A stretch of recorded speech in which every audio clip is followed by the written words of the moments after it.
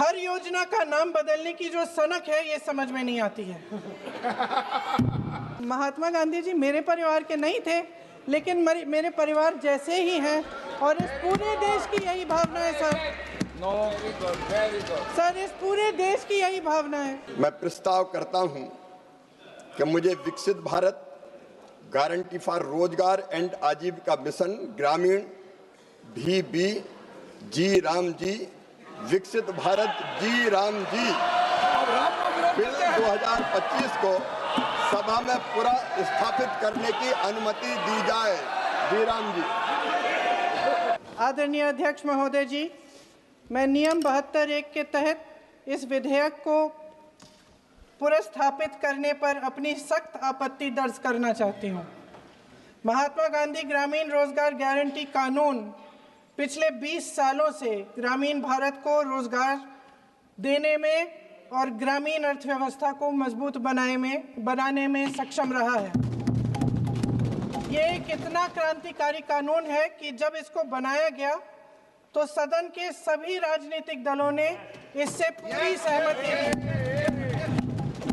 इसके द्वारा 100 दिन का रोजगार इस देश के गरीब से गरीब लोगों को मिलता है, हमारे गरीब से गरीब भाई बहनों को। हम सब जनप्रतिनिधि हैं महोदय।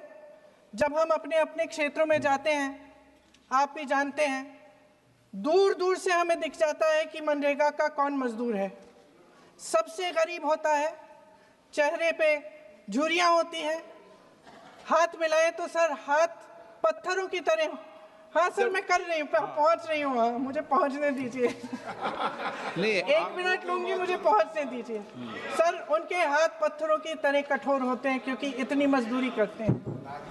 तो सर, मेरा जो इस बिल पर ऑब्जेक्शन है सर, ये जो कानून है इसके तहत हमारे गरीब भाई बहनों को जो रोजगार की कानूनी गारंटी मिलती है, जो अधिकार मिलता है, वह इस योजना में मांग के आधार पर संचालित होता है।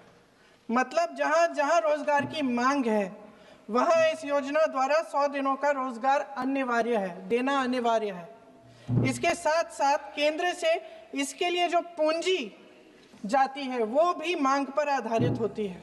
यानी कि इस योजना के लिए जितने पैसे जहां भेजने हैं, कितने भेजने हैं, वह जमीनी परिस्थितियों पर आधारित होता है और मांग के आधार पर निर्धारित होता है। सर, इस विधेयक की अनुसूची 1 में उपनियम 4(1) और 4(2) द्वारा केंद्र को इजाजत दी गई है कि वह पहले से ही निर्धारित कर लें कि कितनी पूंजी कहां भेजी जाएगी। इससे संविधान के 73वें संविधान संशोधन को नजरअंदाज किया जा रहा है। सर महोदय, इसके जरिए ग्राम सभाओं को इस योजना की मांग की जमीनी परिस्थितियों के आधार पर तय करने का पूरा अधिकार दिया जाता था। आज वो अधिकार कमजोर किया जा रहा है। सर, आखिर बात है, 1 मिनट, जब आप इस पे पूरी डिटेल चर्चा हो तो आप डिटेल बोलना। इस पे आपकी पार्टी शुरुआत है सर, अभी ये शुरुआत है। सर, जो हमारे संविधान की जो मूल भावना है कि हर एक व्यक्ति के हाथों में शक्ति होनी चाहिए, वही मूल भावना पंचायती राज में है और उस मूल भावना के विरोध है ये जो अधिनियम जो ये विधेयक आ रहा है। सर, इस विधेयक के जो प्रबंधन है जिससे रोजगार का जो अधिकार है, कानूनी अधिकार है, वो कमजोर हो रहा है, वो हमारे संविधान के विपरीत है। सर, ये हमारे इसी सदन ने ये कानून बनाया और इसी सदन ने ये अधिकार जनता को दिया है। ओके। सर, एक और है सर, महात्मा गांधी मनरेगा में 90% अनुदान केंद्र से आता था। इस विधेयक द्वारा ज्यादातर प्रदेशों में अब 60% आएगा, इसको घटाया गया है। ओके। सर, इससे प्रदेशों की अर्थव्यवस्था पर बहुत भार होगी और खास तौर से ये वे प्रदेश जिनकी अर्थव्यवस्था पहले से ही केंद्र की ओर से जीएसटी के बकाये के इंतजार में है। ओके, माननीय सदस्य।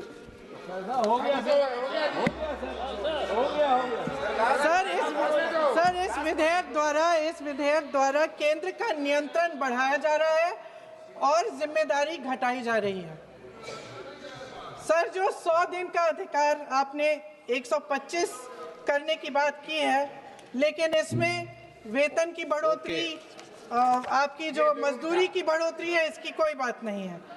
माननीय सदस्यों, सर ये सही बात है कि अभी तक जो बकाया है वो ही पूरा नहीं हुआ है। माननीय सदस्य गणों, मैं आपसे सर आखिरी बात ये है सर कि हर योजना का नाम बदलने की जो सनक है ये समझ में नहीं आती है। सर जब ये किया जाता है तो सरकार केंद्र को पैसे खर्चने पड़ते हैं। माननीय सदस्यों, मैं आपसे आग्रह करता हूं, ये सर आप पोस्टर रख दे नीचे। मैं ये रख दूं? नहीं, आप पीछे वाले माननीय सदस्य, आप 72 में नियम में विरोध कर दें आप। ठीक। सर आखिरी पॉइंट है कि बिना चर्चा के, बिना इस सदन की सलाह लिए इस तरह से जल्दी में विधेयक को पास नहीं होना चाहिए। सर ये विधेयक वापस लिया जाना चाहिए। इसके बदले में सरकार को एक नया विधेयक पेश करना चाहिए।